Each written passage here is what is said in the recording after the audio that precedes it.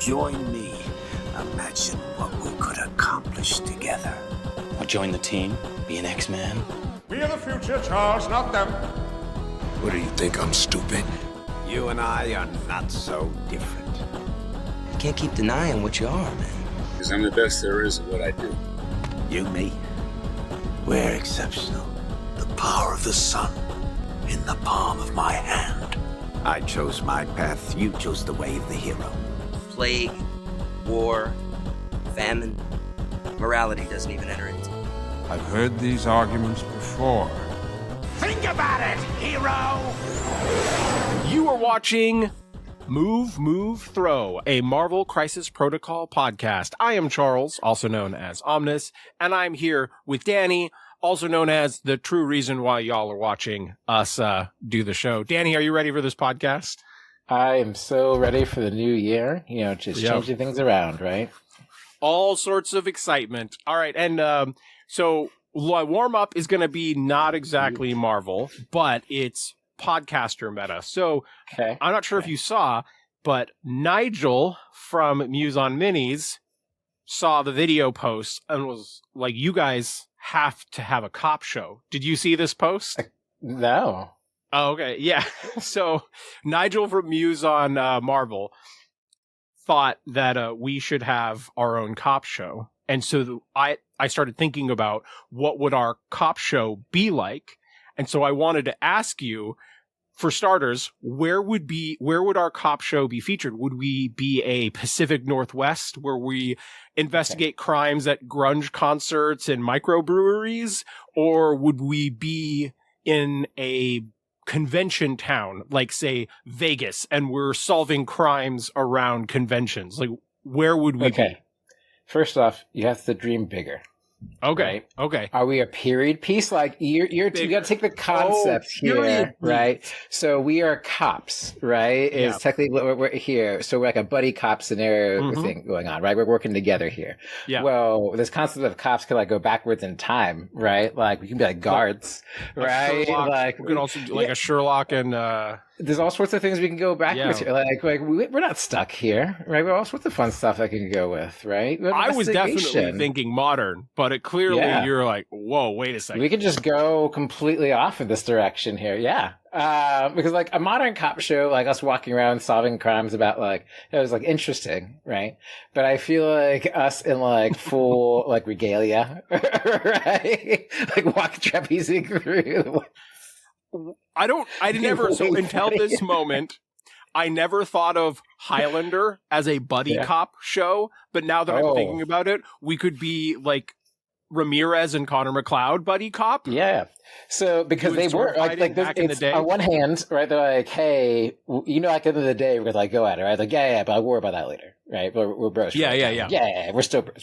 Don't worry about it. Yeah. We'll solve that problem later. We know we got to fight down the road, but right now we're cool. I haven't thought about that show in a very long time, but I do love how it's a TV show. Like it just goes so deep on the lore. Like there's so many things that happen in that show. There's also Three Musketeers is essentially a cop show, right? Yeah. And so we have like a buddy like that joins us, right? Like, that's the format, right? Like we have like a newbie join for every case, and then like something happens to them like as they're in the process, right? Like you got red shirts, obviously. So like we gotta go through this whole like seasonal thing. We got really think of feature content here. Right. So then there's also the personality question, right? Would we do something? So again, I was thinking modern, but I was contemplating. Obviously, you've got the very affluent, exceed crazy amounts of money to spend, like Miami Vice. Yeah. You've also got the just hardcore action, Bad Boys. Mm-hmm. You know, could do the kind of crazy white guy with a relatively normal person and do Lethal Weapon. Right? Yeah. And then we could also just go full on to comedy and do like Rush Hour. What sort of vibe do you think our cop show would have? What sort of vibe would... Okay. So these are all very in the comedic sense, right? Yeah. So I guess the question is, are we in on the comedy or is it happening like orthogonally to us? right? Like it's going on, and we're taking it seriously, right? But like it's a very ridiculous situation going on. So like there's multiple ways to go with this here. I think we are definitely in on it, right? Let's assume that Nigel is our like police lieutenant in this situation. He's a captain? Yeah, he's the captain that has to scold us for the damage and stuff that we cause. But I feel like we would be smart ass cops for sure. We would be making jokes about it. And I just can't imagine we're partially causing the trouble. Okay, the reason why I was going with this is that like our vibe is what sort of dictates the salad here, right? So we're slightly antagonistic in this scenario is what we're going with here. Because we're so good at it. Yeah. Oh, wait a second. Like we're going to skirt the laws a little bit, right? Like yeah. Do we just think that we're good at it? And so we're like, yeah, exactly. You're the best. Like your closing rate is like 5%. Okay. You guys are awful. What about like 21 Jump Street? There is also that reference. Like there's more again, there's like so many different directions to go with this. Yeah.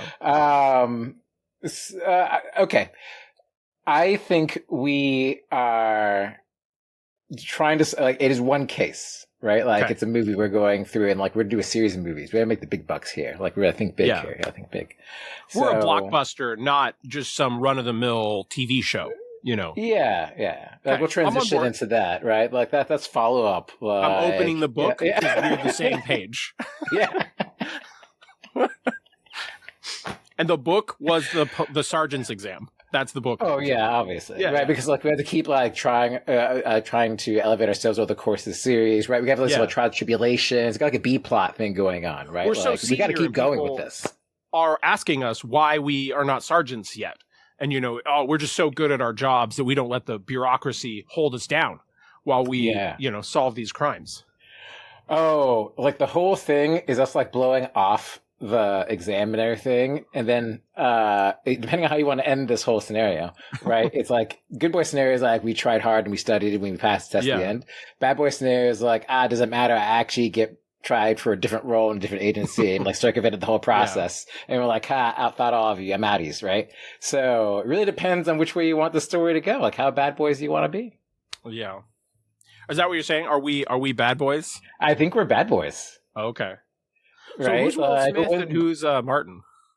Oh man, this is an interesting. Like, who's the straight man? Who's the funny man? Like, obviously I'm the funny man, right? So like I'm Martin. Well, I was like, you definitely have the more family vibes, but you've also got mad charisma of Will Smith. So I could go either direction. You could probably be whichever one. I mean, we try not to carry the movie on our backs, but we'll share the responsibility. Yeah. I was trying to imagine a situation of like what we were actually solving. And I do think it would be funny if we were solving like some sort of, because we're Pacific Northwest guys, that we were solving some weird microbrewery, crime, that embezzlement. Like, well, it starts with the microbrewery, right? Like, and it starts like escalating over time. We're like, wait a second, like this is a bigger crime than we realized, right? Like we're just like stumbling into a scenario, right? And like it's bumbling at first, and we're like goofing off, and it's like, oh wait, we actually have to like take this seriously. Right, and like okay, and like the whole tone shifts. Like this is good. There's a lot of content. Oh, right. So I'm going to the microbreweries, and I'm like, something is going on here. I'm investigating, and they're like, no, you just love IPAs. You're going to this is an ominous trick that there's no. And I'm like, no, there's a real thing going on here. I just happen to be able to buy IPAs at the same time, and. So we like on the beat, like, and you want to pull over into this place. You're like, hey, I want to go in here. I'm like, nah, I want to like, let's go home. Let's get out of here. You're like, no, let's go in. I want to go to this brewery. You're like, all right, fine. We walk in. You're like, wait a second. Like, what's going on here? Okay. We got like the basic premise of a plot here. Yeah. All right. We can rearrange some pieces, meeting room. Like, I think we can do this. We would have to work in painting in some way. Whether, I don't know how we do it, but we have to, some part of our scheme ends up involving us painting something. Where we've got to make a fake wall or something. So we have the painting hobby stuff in there. I mean, That could be part of like the side plot, right? We're doing here, right? Or it's part of like the case we're going through, right? Is involving painting or a theft of painting. Oh, yeah. Right? Like there's multiple ways to go around this, right? Like, there could be on display at the brewery, right? Like incidental art, right? Yeah, here we go. See, we're going. Okay. All right, Nigel is our captain. If we had to pick someone else from the podcasting community, who's the villain of the story? Villain of the story. Who's like doing the?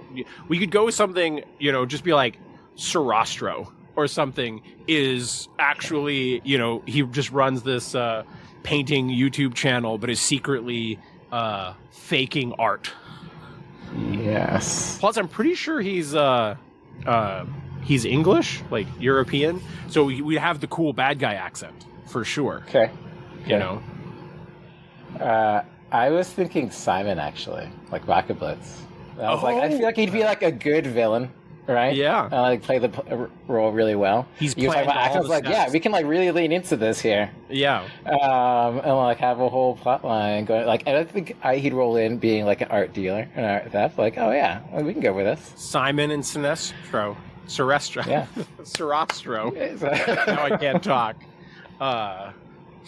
I love it. All right. Yeah. Well, thank you, Nigel. Okay. I just thought it would be fun to dig into his comment that apparently we need to have a cop show. So. I mean, we can make this happen. We already got like the premiere. Okay, how about this? That movie's like the premise, and then we follow up with the TV show. Right, like you set us up, right, and then you go into the regular series. Do we get recast for the TV show? Like, do they have to, like with Stargate, where they have to change all the actors? What a deep.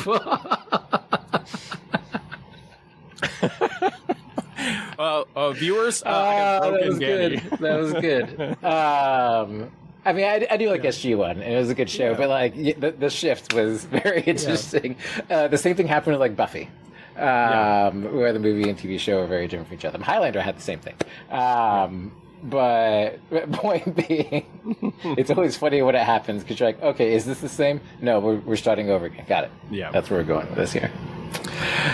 All right. Well, let's dive into the main topic. We're skipping over what we've been up to this week because I thought that this topic would take a little extra time, and I wanted to make sure we had time to dig into it. So the concept here is everyone has heard of the 10,000 hours to be an expert. And so starting there, I was just curious, Danny, because I can't remember if we've talked about this. Do you think you have 10,000 hours of miniature gaming across all the games?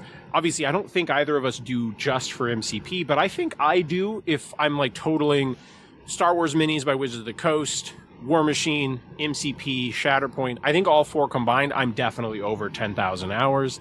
Do you feel like you're in a similar boat where you probably do have 10,000 hours of miniature game experience? First, we should also say it's Malcolm Gladwell's 10,000 Hour Theory, where he talks about having practice and everything, just for the audience and everything to look up later. Appropriate accreditation. Yeah, but two, yes, over the course of, I don't know, it's been like 20 years now of playing games. Like mid-2000s, that tracks of playing. I think I'm in a very similar boat about when I got into Star Wars Minis. It was right around the same time. And there was a period of time where I would easily play like 20 games a month, like easy clearing, easy. Yeah. And I did that for years. Many years, where I was just grinding games and playing, like, especially War Machine, which is why I thought I did very well. It was like being able to play a lot of scenarios, play a lot of situations, because I played Menoth, which is a faction which is all about remembering rules in different situations. Like, it is all about remembering stupid triggers. At different situations, like, well, wait a second, you can't do that actually. Like, wait, what? Like, I have a rule. Watch this. You like to actually people. We know. But that's a starting point, right? We both probably have about 10, somewhere 10,000 hours plus. But what's interesting about this conversation is I was watching a YouTube video that was talking about this myth, and why it's more complicated than just 10,000 hours. And after watching it, I thought it would be really interesting for us to talk about those points and how it relates to our hobbies. And so to kind of dig in first, one of the things that he was talking about was pattern recognition, kind of repeated experience, and you have to have some degree of patterns to recognize. Part of what makes someone an expert is you're understanding all of the different patterns. He compared it to chess, where a chess player is really good at understanding how to win a game when it's an actually possible game outcome. If you put the models on the table in just really, really random places that they would never actually get to, it's really awkward, and it doesn't fall into any of their pattern recognition. And inversely, they were comparing it to politics, where it can be really difficult to be an expert on politics because every situation is different. Every election is different. Every massive political situation is so different that it's really hard to have any sort of like true pattern recognition or repeated experience. So, now, how does that apply to Marvel's Crisis Protocol? I think there is an example here when people use the phrase skill floors, and low skill floors and high skill floors. And I think to translate that to here is that the pattern recognition you need is very low to play certain lists, because you beat a lot, you can play a lot against a lot of scenarios, so you basically play the same pattern multiple times and you just crush everything else. It doesn't really matter. You're like, okay, well, this is what happens. And then a high skill floor is you have to see so many different variations of the situation to essentially be able to recognize when to use all the abilities to then be able to use it effectively, right? And so like the ability to see the patterns of recognition to get to that point just requires a lot of information, right? A lot of inputs. Well, I think you made a good point there.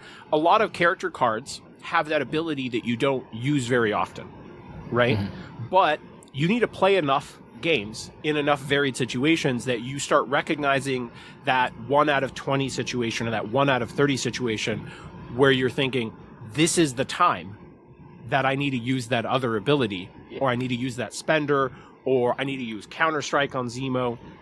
You need to have the situations where you know, or you're much better at kind of recognizing when this is that more unique situation where that kind of stuff pops up. An example of this, I've said this to multiple opponents over the years now, is with Zemo, is I will spend 2 to do spender just for an extra dice. Not because I don't believe you can do it with 5 dice, but I've seen 5 dice fail so many times that I just don't believe in it anymore. Yes. Right? Like the video that's coming out would have come out right before this, but there was a point I used the like gain 2 dice on my attack roll when the target had 1 health, so I gained 2 dice to go to 9 dice. Why would you do that? Just telling you. The consequences are just so much worse. I'm willing to go all in because when you get to leave something at 1, it can be so bad.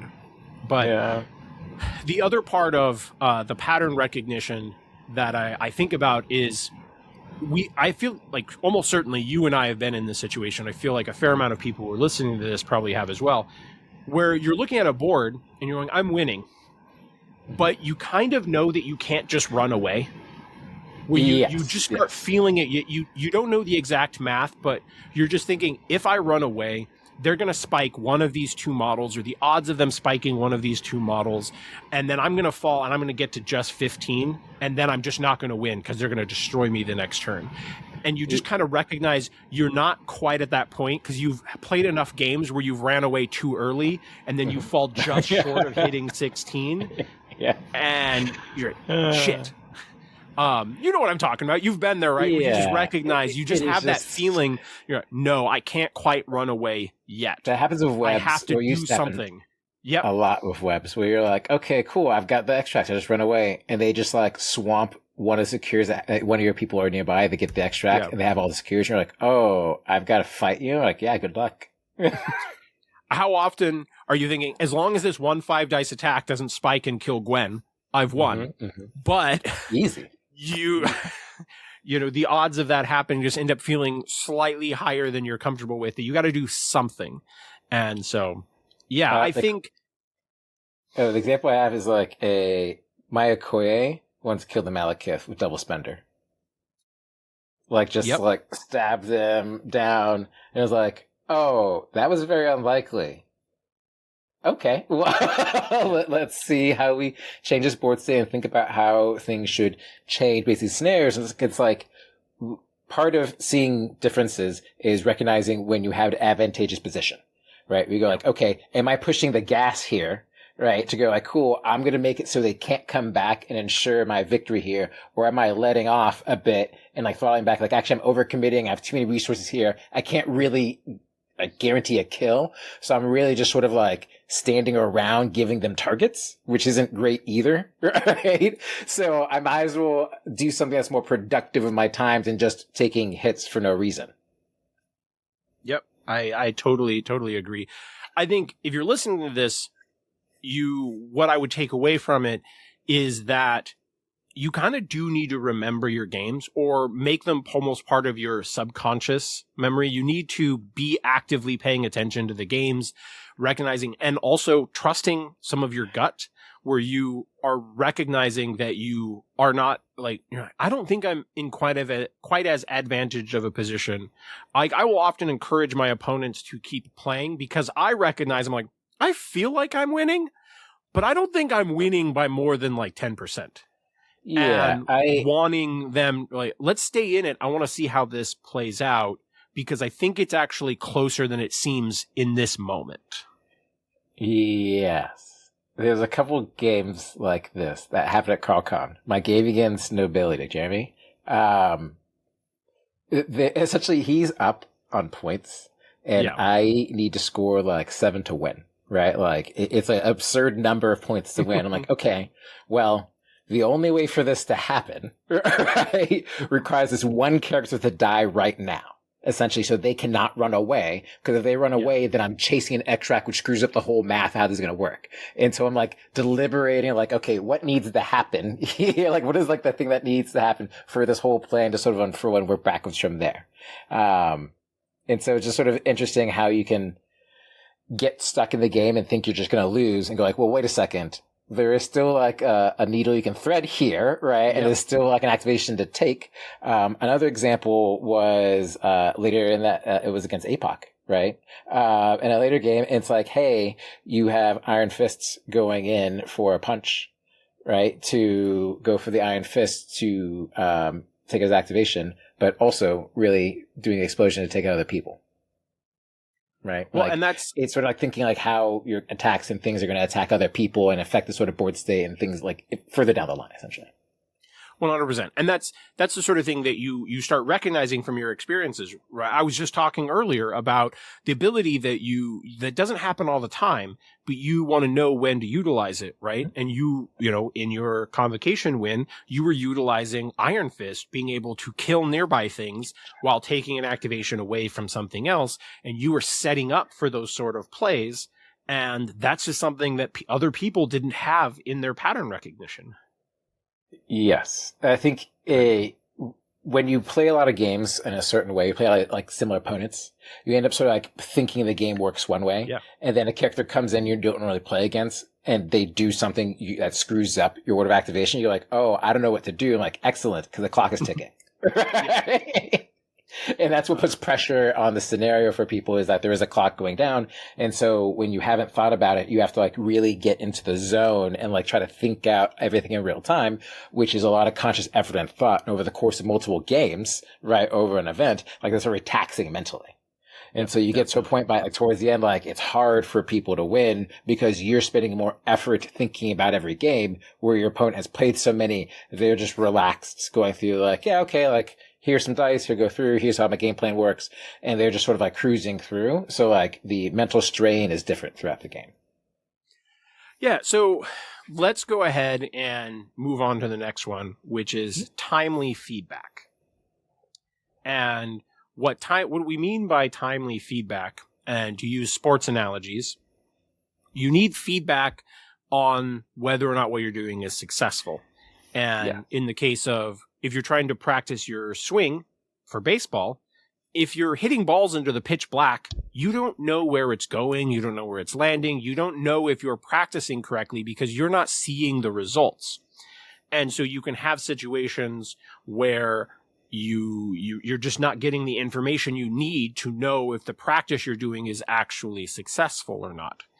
And I also compared this. I remember the first time when Tim Tebow got to the NFL, I remember watching something and they were talking about how his throw was slower than the average NFL quarterback, kind of just like their whole motion, and how it was almost twice as long as the average NFL quarterback, and how detrimental that was. And I was just thinking about how, oh man, that has to suck so bad if you spent, 10 years practicing a throwing motion that was super inefficient. And now you essentially have to learn a whole new throwing motion. You have to build up all of those hours again. So you have to kind of be learning to do something correctly. Yes. How would you relate this to MCP? Man, I think it is very easy to sort of get on certain game plans on the I win train of just rolling dice and beating stuff up. Right? Yeah. It's like I go aggressive, I beat things up, it's very easy to win. And I think it's very easy to fall into, well, if I just beat everything up and end the game very quickly, game's over. If I just kill all their models, like there is no game. It's like, okay, well, there's sort of, even in this game plan, there's sort of like a next level thought to what's going on in terms of like how you do the activation, or like what's important to target, like what is going on throughout the course of the game, and what are the threats that could actually potentially stop you, right, from executing your plan here. And I think this is sort of like the long-term, like important discussion to have with your opponent, right? Getting valid feedback is I try to have a sort of conversation during games. Right, especially during friendly games, but even during like tournament games, I will talk with my opponent, sort of like, well, here's sort of options like I think I have, right? Like openly talking about things, and people will find it interesting. Like I'm talking about my game and explaining my plan to my opponent, right? And sort of part of it is sort of understanding, well, does this even make sense, or is it like within the rules to do? It's like, well, really, there's only so many options you can take. Like there's no like secret information you can really go through, and if you're coming from that position, right, you basically have to assume that you always know the right thing to do, right? And sometimes your opponents have better ideas about what you do. They're like, oh, I thought you were going to do this. Like, that's a great idea. I should do that instead. And it was plenty of times where opponents actually helped me accidentally when they pointed things out. I was like, oh, excellent, right? That's good to know. And I think it's also collaborative, right? Like you should be giving back information to your opponent, right, going through. But I think that helps get feedback in real time about the game. Exactly. Like we'll talk about feedback and positioning stuff, right? Yeah, it's the real-time feedback. And an example that you're trying to understand the information where your opponent puts a model in a particular position and you're thinking, oh, they made a mistake and I'm winning this game because they made that particular mistake. Yes. But if you stop and talk to them afterwards, and they relay, well, I chose this positioning because of this other model that you had. And that's what and so you may not have realized that specific model on your team that maybe was your first time playing it or something. You didn't realize that made your opponent play differently. And so a good example is Loki 1, where almost any time that someone plays Loki 1, they think this was the least impactful model on their team. Right, unless Colin, right, except Colin. But most people feel it was the least effective character on their team. But if you ask their opponent which character affected their decisions the most, Loki. It was Loki. It's that whole bubble, right? And it gets worse. And so that's where getting the feedback of what actually caused someone to do something, or maybe you thought that a model caused them to do something, and they just had a plan that they ended up tossing out the window, or they forgot something. They were thinking about the secure versus the extract, and you want to have those sort of conversations so that you are getting the right information about what caused those plays, what caused those moments, and so that you can utilize it before you just start ingraining in your memory, oh, if I do this, then my opponents do this, even though that may not be true because the way that you were taking in the less accurate feedback didn't actually play out correctly. I think a simpler way of thinking about this is ask more questions throughout your games, and especially after your games, about why your opponents made certain decisions, and sort of things that even if you thought didn't make sense to, especially things that didn't make sense to you, right? But even things where opponent looked like we're wasting activation, because even spending activations or running around or falling back in certain activations to cause order of activation issues. Like I most certainly would activate in a certain order of models to cause a situation where I'm like, okay, well, the characters who activated are relatively safe now, and the characters who haven't activated are in positions where you're coming into me, so I'm going to attack you when you come into me, and you're getting maybe one attack, like a charge, maybe. If you have a cool character coming in, it's like, I have like ways like mitigate damage, right? Yep. Like there's all sorts of things to do here, right? Xavier's Dream like saves so many lives. But the whole point is, right, is rearranging the board state, right, through seeing what is and what's not important, but knowing what is and what's not important requires you to recognize, right, what's going on in the game and recognize the win condition. And that's like ultimately like why you're memorizing patterns. Right, and I think this is a thing that the more I work on videos for both MCP and Shatterpoint, being able to go back and like watch the play and then immediately notice a mistake is just so much different than just kind of trying to replay the thing in my head and, oh, could I have done this? Could I have not done that? Or something I do in casual games is like, man, I really think the good play for me would be to double move over here or move, charge, try to get on this point, but I just don't know if I'm going to get there. Right. And so sometimes, okay, I'm going to commit to the safer play, but can we check and see if this would have worked? Oh, yes, I will absolutely do that. And sometimes talk about alternate variation where it's like, especially if there's like a pivotal moment in a game. Like, there's always like interesting, I will send her to play Black Cat a lot of times. And there's like directions which to send her, right? Where she can vector off like on a D to left or right, depending on what's going on. And sometimes you think you make the correct decisions. You actually made a very poor decision, right? In long term, it's like, oh, this character actually denies power. Like, oh, Black Cat's now very sad. This is a very terrible idea. And it's understanding like those other characters, like the patterns of the characters that are threats to certain models in your list. It's like, okay, how do you mitigate? Or if you don't have a way to mitigate, like how do you just avoid this character and try to avoid the situation, right? And get out of that scenario, right? And like you don't necessarily have to mitigate every threat. You just have to understand them and understand other ways of resolving a situation. Yeah. Another example that I'll use is that even in casual games, I love kind of digging in deep to weird throw angles and such. We're like, oh, well, there's this piece of terrain here. There's this other character here. I want to throw this model at this character. I like to really dig into it, even if it's a totally casual game, because it's that feedback, right? Where I'm like, oh, this is interesting. Do I think this is in or out? It helps me both as a judge and as a player if I get more practice in these situations and I can recognize the patterns. Like, because sometimes you go and do something and you go to then you go to actually resolve it and you're like, well, that was way more in or way more out than what I thought on the surface.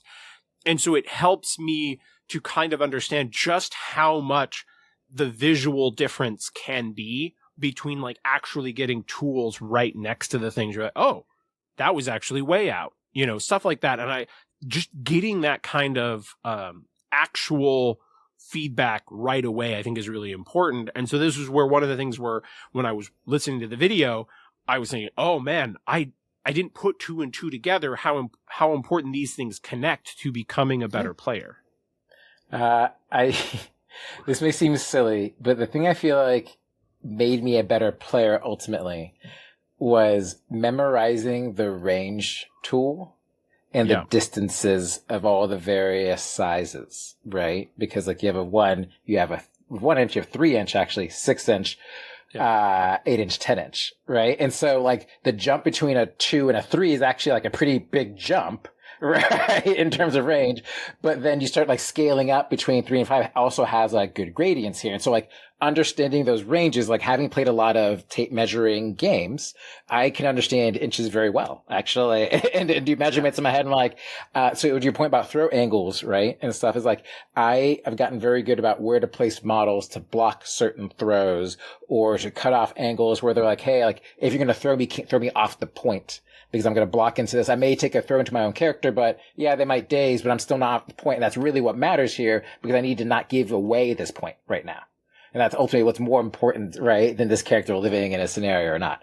Or, physically, like the Hulk scenario, like just body blocking points where then Hulk activates later in the scenario. And it's like, okay, you did your job. They had to activate through them. And now you move off and throw someone else. He's effectively blocked 2 different points here just by himself. which for a lot of characters they can't even do. Like that level will change, right? And so it's understanding the table, like, and how like the physical ranges and things work, but also like the rules and interactions and what's going on, because like there's both aspects to it, right? Like it's not separated from each other. Well, we get kind of like, we mix like the repeated experience with feedback, and coming from War Machine, I played a lot of models that attacked at essentially 2 inches, and I played a lot of things that moved 6 and moved 7. And the 2 inch and the 7 don't directly relate back to MCP as well, but I'm really good at eyeing range 3 because of how used to eyeing range, 6 inches. Insert penis joke there. Anyway, but then the other one, I'm actually pretty good with the range 5 because of how often War Machine was speed 7 plus 3 inches for charge. And so I saw 10 inches very regularly, but I'm not as good at eyeing range 4 because 8 inches just didn't come up nearly as often for me. And so you can, if you play these things, you start noticing how these things are true in your experiences. And that's where obviously utilizing more characters like with range 3 attacks, if that's something that you're struggling to eye, you could absolutely go out and go, oh, if I don't think I'm eyeing this correctly, then I should specifically play characters that use these sort of ranges and that sort of thing to get more experience with it, get that immediate feedback, use them a lot, and then help that ingrain into your pattern recognition. Yeah, like understanding ranges intuitively, like instinctively at that point, where you're no longer thinking about where do I need to place models to block things off? Where do I need to be to attack models from across a B? Like, oh, I'm a range 4. Like, well, I need to be here to attack the backside, right, of the B. So like, I know where I need positionally to be. If I see another models there, I can't do that. So I need to think about what else to do with this character. Right, like I need to think about other options, alternatives. This is an earlier example of like superpowers and stuff. Like, oh, this is where Field Leader comes in. We're like, excellent. Let's move this character out of the way. Actually, I will stand there now. Yep. All right, let's go ahead and shift to the next one, which I think is the hardest one to relate, but I wanted to still include it, which is valid environment. And what I was taking away from valid environment, a couple of things came to mind for me in how it relates to miniature gaming. And that is, if you're playing in a local community where every table is 10 size 5 buildings, that is probably not going to give you the timely feedback or pattern recognition or give you any of the things that you need to then play at Adepticon that's not going to have 10 size 5 buildings. That's just not a valid environment. Maybe it could change. Terrain rules are changing. And if it does change, then suddenly you would have a huge advantage over everyone used to not playing on that. But that's an environment. I think this matters a lot for judges, for us, for LVO and that sort of thing, where you're obviously walking a fine line, right? Of you wanting to create challenges for people. But if you change things up too dramatically, then you could totally screw up someone's expertise.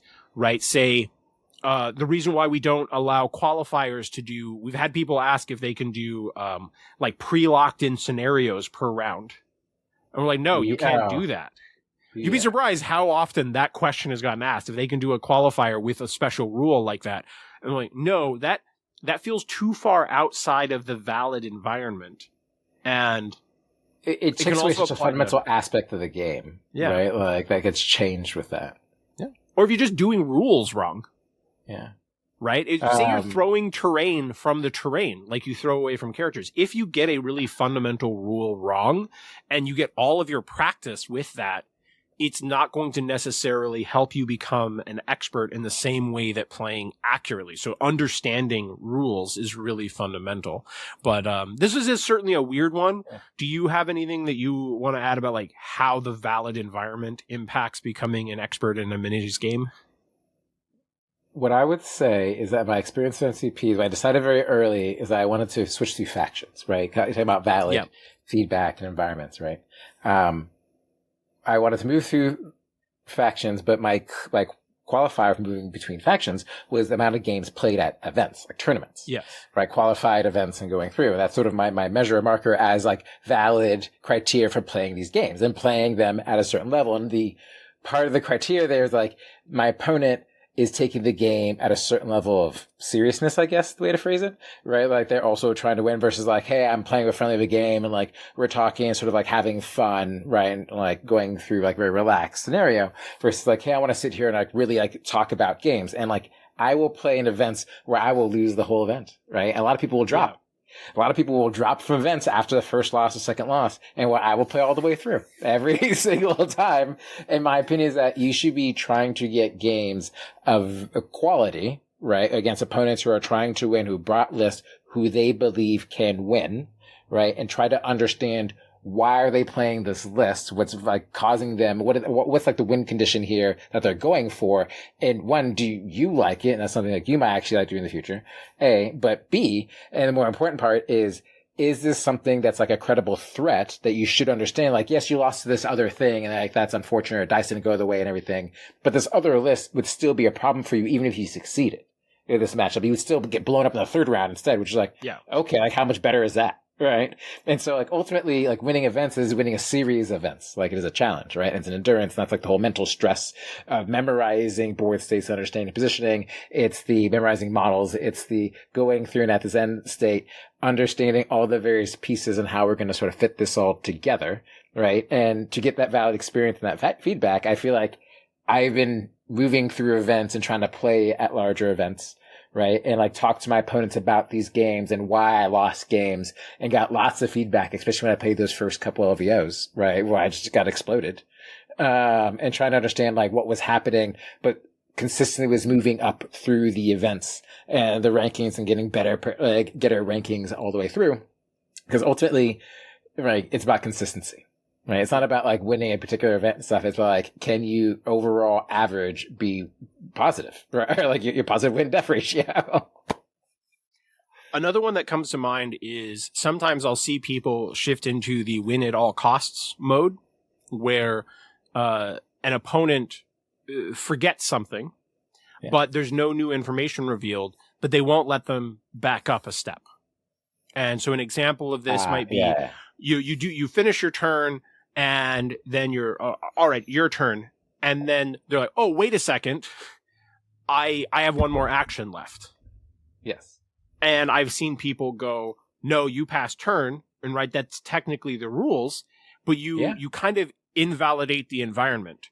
And this really was an extreme case in War Machine. I remember one of my very first tournaments, somebody forgot their once per game ability. And they were clearly setting up to use it because it was defensive. And it can happen in MCP where someone is planning to play a defensive card and then they forgot and they passed turn and like, wait a second, I wanted to play, you the A-Force card or something, right? And it can make just such an awful game experience where like, is it more important that you win this individual game or that this game contributes to you becoming an expert because you had a valid environment? And this is where I would really want to stress for people, if there's no new information revealed and someone says, oh, I had another action, do you mind if I still do this move action? Or I had another attack to make. And I think you should let them. As long as there's no new information revealed where, obviously once that happens, then you really can't go back because then that's a different situation and they get to make a decision with information that they wouldn't have. So you do have to draw a line somewhere. But on the flip side, you could argue that the valid environment is that in a tournament, you're not going to have the same takebacks. If you're used to too many takebacks and you're not holding yourself to kind of strict line of plays, right, that you could get yourself stuck in a situation where you're not used to having to remember because your opponents have been a little courteous to you.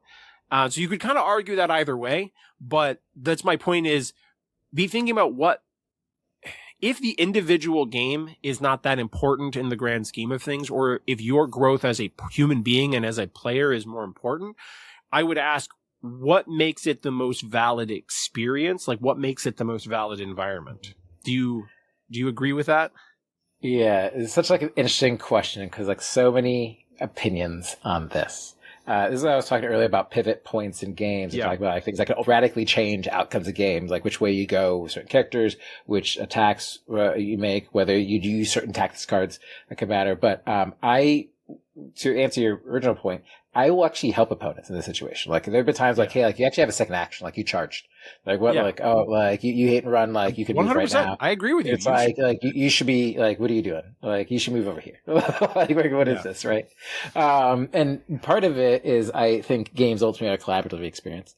But two, part of learning or understanding is recognizing when you make a mistake. That's sort of like the feedback and understanding that.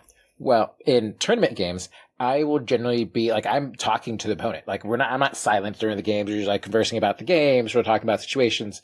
And if, to your point about a take back and stuff, like generally within the context of like something hasn't changed, Borsi hasn't changed, doesn't really mind. If you're talking about like, oh, hey, I forgot my leadership. My Cyclops, hey, I forgot my leadership and pass that power. Do you mind? We're like, sure, doesn't matter, right? It's like, it doesn't really change the board. It doesn't really change what he's going to do. It doesn't really change what's going to happen. Like, sure, I'm just pass power. But I've had opponents straight up say like, no, you can't. Like, you've passed the trigger. There's no point. I'm like, sure, right? But I feel like the tone of the game sort of changes, right? Because it's no longer a collaborative experience. It is a combative experience. I was like, okay, now we're in a situation where you have to really be buttoned up. Your situation here is like, if you're not buttoned up and you're playing a little sloppy, you then get caught out, right, by certain things at this point. Now, ultimately, we should be trying to play clean games, but when you haven't played a lot of games, you can't do that, right? And someone just saying you played poorly isn't good advice. Like, it's not really like helpful in terms of learning how to play better.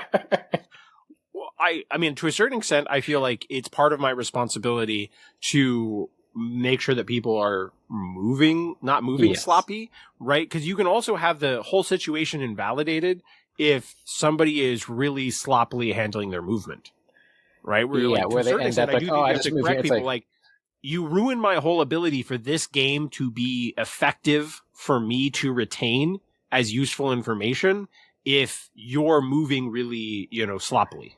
So here's an example of this. I will be annoying about this, is that I will ask my opponent to explicitly state out loud what they are doing. Yeah. What ability you're using, why you're spending power. State out loud what you're doing. Don't like mumble to yourself, blah, blah, blah. This is happening. I was like, whoa. No, absolutely not. Right? Like, you'd be very clear in what you're doing here. And like, we can talk about it, right? And make sure like you understand the scenarios and the outcomes. Like, you ask me about defensive cards, like, hey, like, let's talk about what's going on so that you understand your choices here. Absolutely. But like, don't pretend that you're going to like secretly make a situation over here and then just like ask questions like, okay, well, if you're going to be defensive at the beginning, then not exactly be very forthcoming about information either here, right? Like, this is again a collaborative experience. So like, it really depends on how you want to treat the situation. Yeah. All right. I do want to get to the last one before we run out of time, because I think it's a really important one. And that is, you have to get out of your comfort zone for the hours to matter towards becoming an expert. Now, the example in the video was really good because I think we all know, there are hundreds of millions of people who have 10,000 plus hours of driving that are awful drivers. Bad drivers. Right? Like, I think everyone who's listening to this immediately would think, 10,000 hours of driving doesn't necessarily make you an expert. Most of these people are fucking awful at it. The point is that you have to be challenging yourself. 10,000 hours of commuter driving doesn't suddenly make you a Formula One driver. You have to actually challenge yourself for the hours to matter. So you have to get out of your comfort zone. So if you take that, I definitely have a lot of thoughts on this one, but I want to still kick it over to you first. What comes to mind first for you about how did this apply to being, kind of an expert or just good at something like Marvel Crisis Protocol? Well, this is my challenge to myself, right? Of switching between lots of different affiliations and trying different playstyles and forcing myself out of the box. Like playing in War Machine, like I stuck to men off the very beginning. I was like, I don't want to play anything else. I'm like, switch factions. It took a very, very long time until I played Retribution. The first time I switched over to the faction, I think it was like 5 or 6 years. Like it took a long time before I played anything else. And on one hand, I may be good at playing this faction, but then it may be very bad at playing in scenarios I wasn't familiar with, the places I wasn't comfortable with. And so like I didn't understand them. And because I didn't understand them, I didn't know what to do against certain situations where like, I'm just unfamiliar with this play style, because part of this is that you have to really recognize that not everyone's going to think about the game the same way. Even with the same rule sets, how you 100%. perceive, how you evaluate situations is going to be different, right? I agree. Yeah. And so this is like an interesting point, is that you have to understand that, hey, part of recognizing patterns and getting good feedback and getting like meaningful information and challenging yourself is putting yourself in situations you wouldn't normally do, playing scenarios you don't normally play. Right? Like, okay, Right. There are times where I will pick scenarios. This is first on my list is Right, playing the other scenarios. Just play. I actually this time I picked scenarios first and then worked backwards and picked the faction that way. I was like, okay, I want to play these aggressive scenarios and like, how do I make these work? Like, what actually makes sense here? Like, okay, I think we need to fight. Okay, let's go down this road of what it takes to fight and what would it mean for this, right? But well, I want to hit on yeah. those for a second, because I think mentioning the crisis cards are extremely important, because this came up all the time with pay to flips. So often the dialogue was always X-Men are great at pay to flips.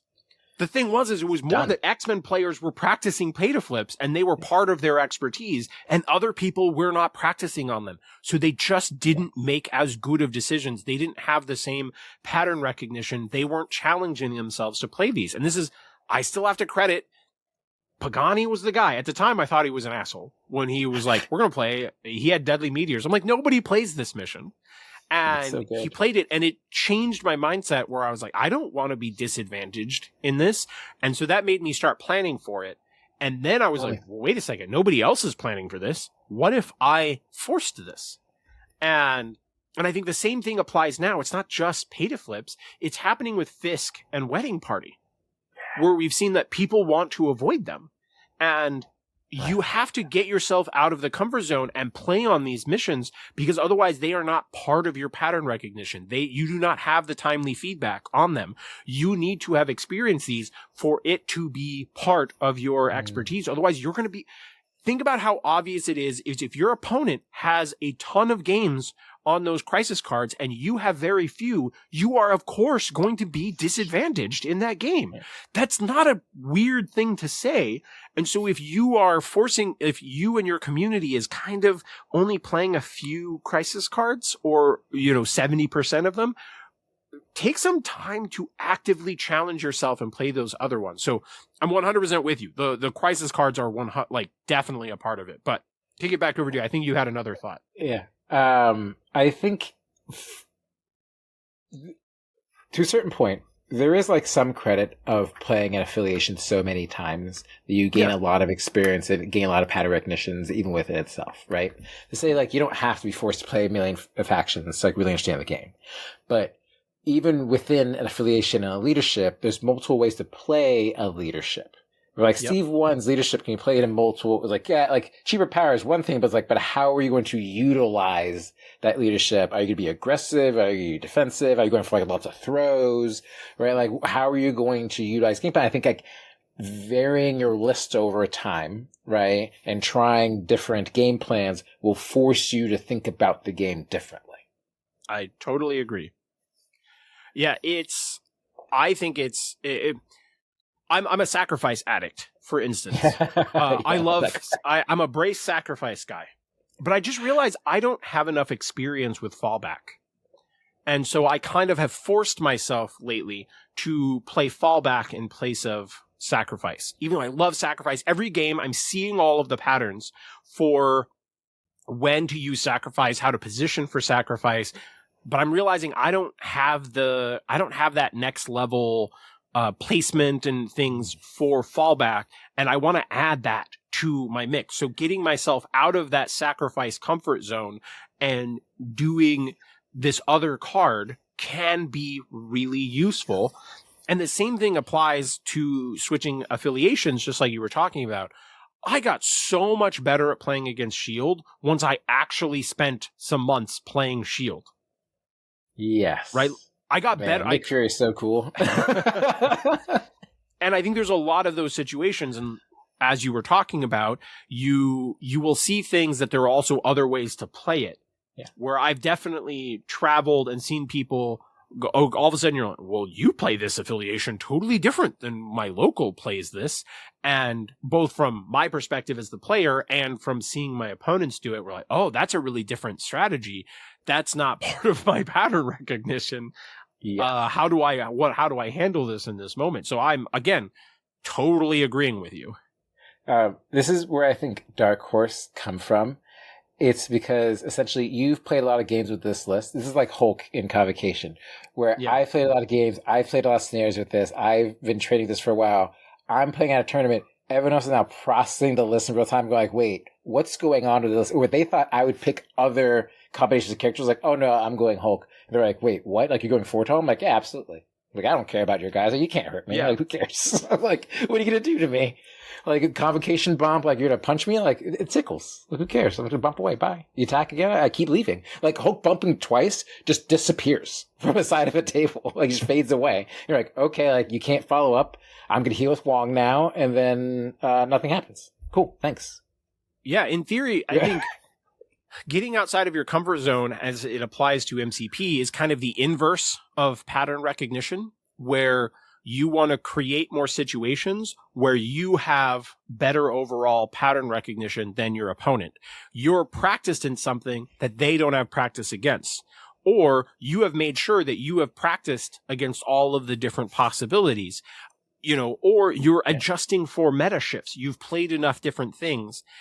And so the more that you challenge yourself, if you're only ever playing, we'll just throw Apocalypse under the bus for the moment. If you just play Apocalypse every game, you're going to be very good with Apocalypse, but as metas shift or as, new models come out or new crisis cards come out, you're not going to be as prepared to shift and try other things because you don't have any baseline pattern recognition for that. So I think if you challenge yourself and keep trying different things or keep shifting up different things, yes, we probably believe that we know roughly what the good Apocalypse list is, but even if you're coming into it now, you might want to try the other models in some of the slots, maybe one at a time. You don't have to go like wild and do something totally different, but you should probably try the different things. Even if somebody says that you there's no reason to, you probably want that as part of your understanding to be an expert. You need to understand why one model is the right choice versus the wrong choice and understand it because it might change. I have an example of this. It was also at CarlCon, actually. I love how it's all of these notes. But CarlCon is all about being an expert. This is pseudo CarlCon cast, Yeah, it's the matchup where they're A-Bomb and it's my Hulk, and I have Prio and I recognize it's scrolls. I'm like, I need to grab their scroll, their home scroll, their home center scroll right now. Because normally you grab a side or you safe grab your home. I was like, no. I need to grab theirs right now immediately. I fucking hate A-Bomb's going to dive mom. For the record, I hate it. Every time someone does that with Hulk, it pisses me off. And there was like a piece of terrain where it made it so Hulk could position that A-Bomb couldn't land. Like he could still double move and get to my point, but the way he would have to land, it was so deep, right, in my nest. I was like, oh, I'm happy about this now, actually. I'm excited about double attacking A-Bomb. And so like he had to overcommit. Great example. Right? Yeah. Challenge yourself with different terrain setups. But that was recognizing their game plan was saying, I was like, oh, I know there's what I would normally do, but I'm going to autoball out of my automatic game plan into this new game plan because I can recognize a new threat, right? Like my automatic game plan actually I realize isn't going to work. And so that's the other threat here is that it's very easy. So there's like the beginner to intermediate trap, which is you get good enough to go like, oh, I'm pretty good. And so like I can beat my locals, I can do this, but then you get like blown out because you don't recognize certain threats. You don't evaluate them correctly. You're like, oh, I should have killed Zemo first. You're like, yeah, I don't know why I didn't kill Zemo first. You're like, oh, I've never seen Zemo. Like, yep, that happens. You're like, yep. Someone could play 10,000 hours with the core set and you're probably not going to be able to go win Adepticon because you don't have enough experience with the other models. And so it just like wraps all these experiences together where it's very important to have a breadth of experience to actually win events. And losing an event doesn't mean you're a bad player. right? Like that's part of this experience is that you're going to lose games, but the part of it is like you need to take something away and learn things from these games, right? Have meaningful conversations, not just dice were bad, night lost. Like, okay, well, what led to the situation where the dice roll had to go well for you to win? Like, was the game already lost up to that point where you're already on your back foot? Did you make a decision that could have been different, that would have put you in a different position where you wouldn't have to do this? Yeah, this is like back to our stream game where we talked about that fallback play, right? That really determines like everything else about the tenor of the game. It's like, okay, well, if you fall back, you're not positioned for next round. You're not positioned for next round. You can't double attack with Ultron. You can't double attack Ultron. Like, what are you doing? Right? Like it doesn't matter if he dazes right now because ultimately it is better for your game state for him to be physically where he is right now than anywhere else. We can throw me under the bus. You remember me talking about one of my WTC games where I chose to Avengers Assemble Hulk backwards. And the next turn, I realized just how amazingly awful that play was. Yeah. One, I was out of position with Hulk and I needed to be the aggressor. So I had Hulk out of position. Right. Then I was short of power. I could have made a bigger swing if I had one more power. And I didn't have Avengers Assemble either. So I had also you have to have another tool. It was 3 layers of bad decision that hurt me the next turn because I wasn't recognizing something in the moment. So, yeah, I also wanted to mention real quick, this is one of the areas where I think dual affiliating gets really interesting because it's also how much are we an expert at picking lists? If you're always used to playing against single affiliations, right, you build lists a little bit differently and you evaluate what you're going to play a little bit differently.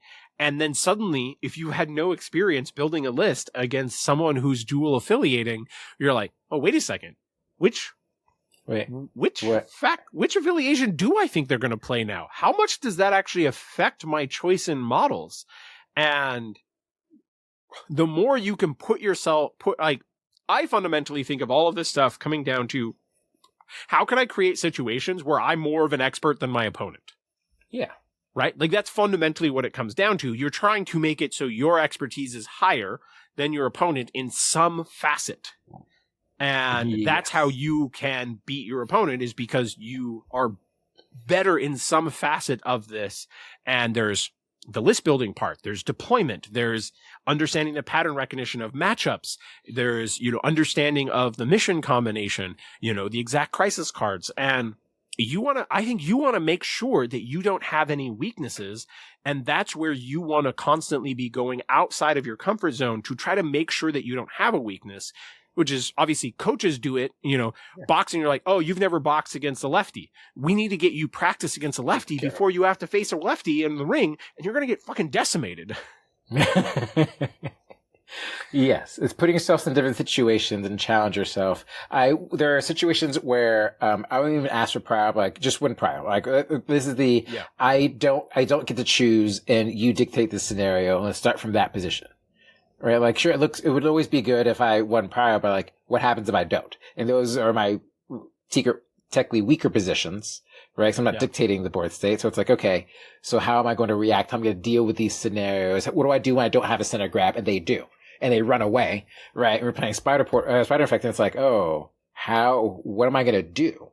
Right? And so I was like, well, I need to grab one of theirs. I need to find a way to grab one of theirs. Or I'm going to be behind and I have to beat someone up to get it. And either way is fine, but I have to commit to one of those game plans very early, right? And stick with it. And they require different models, right, to commit to that sort of game plan. And what models are viable depends on what models your opponent has. Because sometimes they have counters to certain models. Right? Yondu can mess up a lot of characters. You're like, oh, actually, I have a weak energy character. Like, no, that'd be very bad. I don't think I should walk into that scenario. And you have to sort of consider what threats are available and that's sort of the turn 0 scenario, right? Yeah. Well, I think we've gotten a lot of really good points out on this and I'm really happy how this has all come down. Do you have any closing thoughts before we wrap the episode on this, kind of how the expert myth applies to wargaming?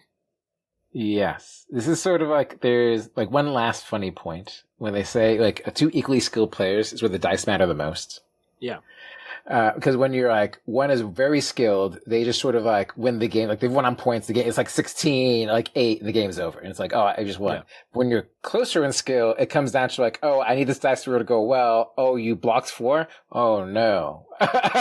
This is now bad. It can sort of dictate how sort of scenarios go. Like that's where like it feels bad. You're like, oh, I lost because this thing happened. It's like, 1, dice do happen, but 2, you're not out because of 1 dice roll, right? The game is not literally over. And if your game plan entirely relied on one situation to happen for you to win, then you had a very narrow window of victory, actually. And so you need to widen that window of victory so you have better win cons so that you can win more games in general. For sure. My closing thoughts would be, I'm not going to pretend to be enough of a scientist to accurately be able to understand the expert myth in its most complex. And I just think at least the stuff that we're talking about in this episode, my hope is that it just helps you to take one step closer to being an expert. And maybe your goal isn't even to be an expert in MCP. You just want to have fun with your toys. But we all like winning at least a little bit. And so I think the more of this that you can mix in, the more that it's just going to level up your game at least a notch. And then you're not going to walk away with this with better feeling. You know, if you can just go from 0 and 4 to 1, 1 and 3, you're going to feel good about that. And you're like, yes, I feel like the effort is going in. And over the 20 some years of playing this stuff, I've seen people who play more than me who were not as good as me. And to a certain extent, I wondered why a little bit. I'm like, are people just genetically better at war games? That seemed like a weird concept to me. More gooder, yeah. But how you utilize the time that you do play and that you talk about and that you evaluate the game, you essentially, what we're saying is that you want it to be more quality. And there's just a lot of ways to get that quality. And so my hope is just that people listen to this and they take away something interesting, and it just helps all of us level up. Right? Yes. I ultimately want to help. Let's all be fire thrower Mario, not just normal size Mario. I ultimately want to help my opponents get better, because it means I have better games and that they come up with better plans and they're better able to challenge me, especially like your local meta area. Like dominating people is like fun, right, to a certain point, but you get bored and you're no longer progressing yourself, right? So it's like, hey, like you want to challenge your other opponents and help them develop themselves so that you can come up with better game plans. And that's how you win at like larger stages, right, against other opponents, is by forcing yourself to try different things. Yeah. And the most important way to become an expert is to go to CarlCon. Oh, obviously. Yeah, I mean, that's really the 5th stage of expertise is CarlCon. Well, that's like making friends and having fun. Oh, yeah. I mean, it raises your friendship expertise as well, Well, I mean, like the collaborative effort, like talking through things, like people obviously remember that stuff, right? And like it brings a lot of good experiences. So like there's a lot of like secondary effects, right, from this. Getting out of your comfort zone, going to a convention you haven't been to, playing on all of the different CarlCon tables. This is turning into a CarlCon advertisement, and I'm totally for it. Oh, yeah.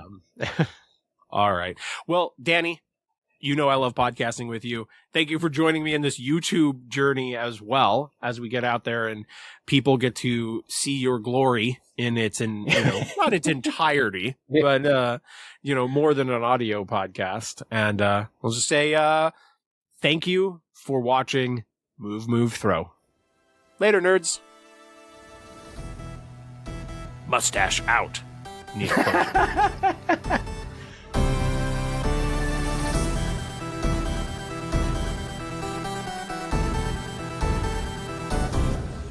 What would you prefer? Yellow spandex